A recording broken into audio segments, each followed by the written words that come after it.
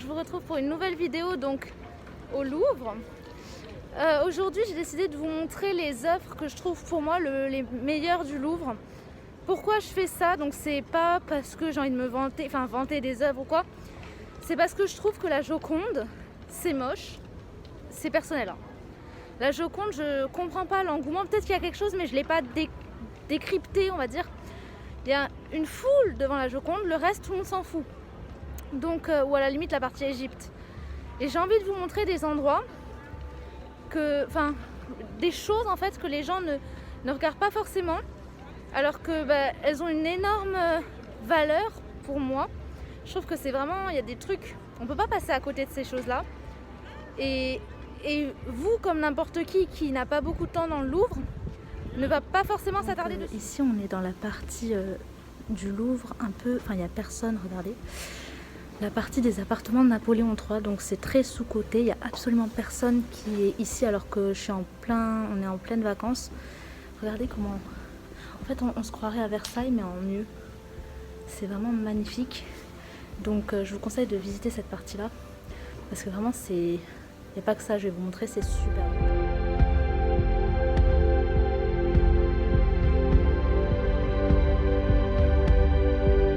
Regardez à quel point c'est beau. Moi je trouve que c'est plus joli que Versailles en fait.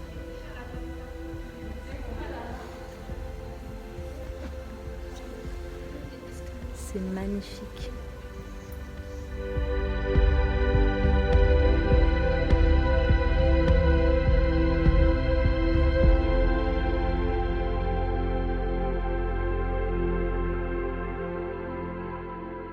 Petit escalier trop mignon. Il est en colimaçon. Vous avez vu? C'est joli. Regardez la salle à manger. Et tout ça, c'est au Louvre. Hein. Je suis sûre que vous ne le saviez même pas.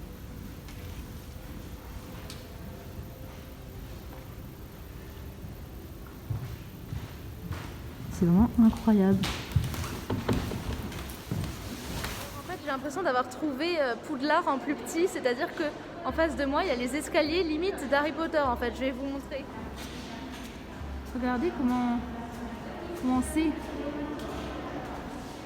C'est incroyable l'impression que ça fait. On dirait que ça va bouger. Je vous jure. Du coup, en fait, là, je me situe dans la pièce où il y a des tapisseries. Donc, il n'y a absolument personne dans cette pièce.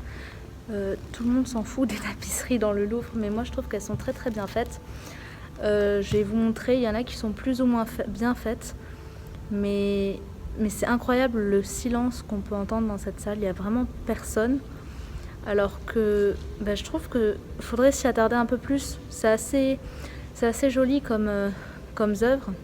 Et c'est vraiment des œuvres parce qu'elles sont très détaillées. Enfin, je vais vous montrer, vous allez vite comprendre. Ce qui est dommage dans ces œuvres, c'est qu'elles sont vachement sombres. Mais regardez comment...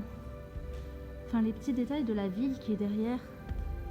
Enfin, tout est très détaillé sur C'est des tapisseries, c'est pas des peintures. En fait, je trouve que c'est vachement dommage parce que cette pièce n'est absolument pas éclairée. Mais cette œuvre-là, elle est très jolie parce qu'elle est très colorée. Il y a du bleu, le bleu de l'eau. Enfin, je sais pas si vous le voyez, mais c'est une tapisserie qui est vraiment très jolie. Ça se voit pas sur mon téléphone. Je sais pas si en me déplaçant, vous allez mieux voir, mais les détails sont vraiment très très beaux. Vous voyez, il y a des éléphants sur cette tapisserie, c'est assez rare. Et je pense que vous voyez la qualité de l'œuvre, alors, même s'il n'y a pas beaucoup de lumière, je ne sais pas pourquoi il y en a si peu, peut-être c'est pour la préserver, je ne sais pas. Mais on ne voit pas grand-chose, mais les teintes, elles sont vraiment très, très prononcées. Ouais, regardez, je ne veux pas vous faire une exposition des tapisseries, parce que si vous n'aimez pas ça, vous allez en avoir marre. Mais celle-ci, dommage que je ne peux pas augmenter la luminosité, ça c'est incroyable, en fait, les couleurs, et à quel point on peut avoir l'impression que c'est une peinture, en fait. Mon Dieu, c'est catastrophique la lumière. On voit rien du tout. Bon, il y a un lit tout seul. Je sais pas trop. Sur l'indication, il y a juste écrit que c'est un lit. Du coup, je sais pas trop qu'est-ce que ça fait là. Mais vraiment, cette zone du Louvre, elle est très peu explorée, exploitée. Enfin, c'est même pas exploité, c'est juste que les gens n'y vont pas. Couleur. Elle est superbe. Et je sais pas si vous voyez, mais il y a un sphinx ou je sais pas comment ça s'appelle. C'est assez étonnant de voir ça. Je crois qu'au loin on voit une pyramide, de voir tapisseries de l'Égypte. Voilà, je trouve ça assez atypique. Là, vous allez avoir des tapisseries qui sont plutôt rosées. Regardez, c'est vraiment pas ce qu'on a l'habitude de voir d'habitude. Je vais vous parler de l'œuvre qui pour moi est la plus magique dans le Louvre. C'est une sculpture, c'est du Bernin. Le Bernin, c'est un sculpteur. Et en fait, c'est une sculpture qui a été sculptée par 2 artistes. Donc la personne qui va être représentée, c'est un autre artiste, je ne sais plus comment il s'appelle, c'est grec. Et par la suite, le Bernin, donc ce sculpteur, a rajouté un matelas et un coussin. Donc je vais vous filmer ça, vous allez vite voir. J'aimerais m'attarder en fait sur le matelas et le coussin qui sont magnifiques. On dirait vraiment un matelas et un coussin. Enfin, c'est la sculpture la plus belle de tout le Louvre. La statue, j'en parle pas parce que c'est pas le Bernin qui l'a faite et c'est pas vraiment ce qui me plaît le plus, mais le matelas et le coussin, ils sont extrêmement bien faits. Vraiment, ça vaut le coup de se déplacer au Louvre rien que pour voir ça. Regardez à quel point c'est bien fait. Genre, il y a les replis du tissu. Enfin, c'est magnifique. Magnifique. Regardez, je sais pas, le détail, le coussin. Voilà, je vous ai partagé mon coup de foudre pour cette statue. Enfin, je sais pas, il faut la voir en vrai. Mais moi, je l'avais vue, je sais, dans un livre avant de la voir en vrai. Et elle est aussi belle, enfin, encore plus belle en fait que dans le livre. Ça peut paraître un peu bête, enfin c'est juste un matelas quoi, mais c'est incroyable. Donc le Louvre en fait il a été créé en 1200, donc c'était un château avant, ça a été créé par Philippe Auguste, donc je regarde pas c'est écrit là.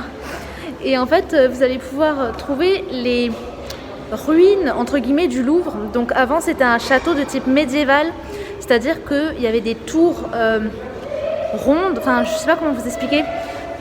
C'était vraiment médiéval et il reste, en fait le Louvre a été construit par-dessus le château, enfin pour un Louis, je sais plus lequel, et du coup on va avoir les ruines de les restants de ce château. Regardez,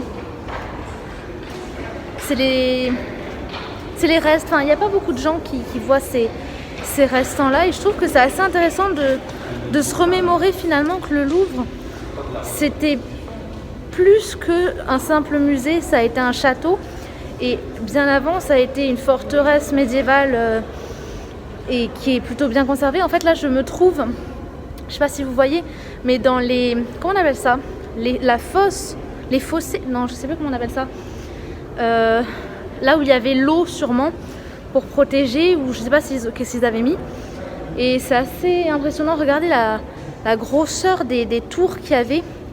Et je trouve dommage en fait qu'il est cassé pour remplacer. Après, actuellement, il est très joli. Mais avant, ça devait être impressionnant. Donc voilà. C'est des restants. Après, c'est spécial qu'ils aient laissé ça sous le Louvre. Je sais pas si ça a été retrouvé par la suite ou si, en 1700 et quelques, ils savaient déjà qu'il y avait ça sous leur terre. Je sais pas. Si vous avez envie de savoir à peu près à quoi ça ressemblait avant, je vous conseille d'aller voir le château de Dourdan. Donc Dourdan, c'est en Île-de-France, c'est pas très loin de Paris. Et le roi, je suis pas sûre que ce soit le roi, mais je crois, a fait construire un château un peu semblable à celui-ci à Dourdan. Donc, et il est encore à peu près en état. Donc si vous voulez voir à quoi ça pouvait ressembler, allez là-bas, vous allez un peu vous imaginez la chose. À une époque, je crois que c'est 1400, c'était comme ça. Regardez comment c'était magnifique. Voilà, ça fait marrant, je suis dans l'endroit où il y avait l'eau normalement avant. Donc ça fait drôle et puis c'est impressionnant toutes ces tours. Enfin, vraiment, je vous conseille de voir au moins en photo le château de Dourdan parce que ça devait vraiment être très similaire. Et donc voilà, je suis contente de voir ça. Il n'y a pas tant de monde que ça qui pense à aller voir ça.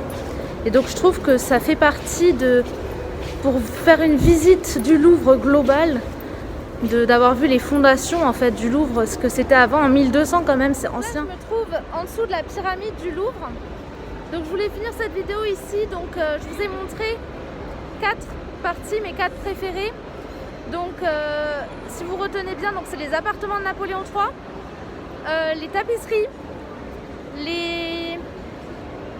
la statue du Bernin et les fondations du Louvre. Donc voilà, c'est les 4 choses que je trouve qui sont sous-cotées dans le Louvre. Je pense que j'en oublie parce que je connais pas tout et pourtant je l'ai visité plusieurs fois. Mais c'est vraiment les endroits qu'il faut pas louper et que tout le monde loupe parce que tout le monde va à la Joconde, tout le monde regarde les tableaux autour.